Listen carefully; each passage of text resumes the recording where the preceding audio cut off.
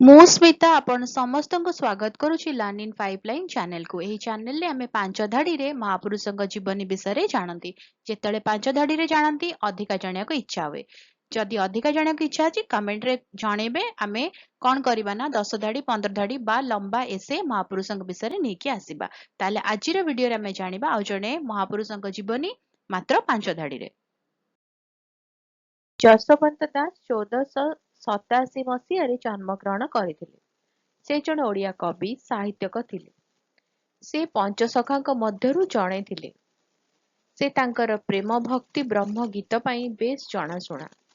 ସେ ତାଙ୍କ ଗୁରୁ ଶ୍ରୀ ଚୈତନ୍ୟ ମହାପ୍ରଭୁଙ୍କ ଦ୍ୱାରା ଅନୁପ୍ରାଣିତ ହୋଇଥିଲେ। ରହୁଛି, ଦେଖା ହେବା ଆଗାମୀ ଭିଡ଼ିଓରେ। ନମସ୍କାର।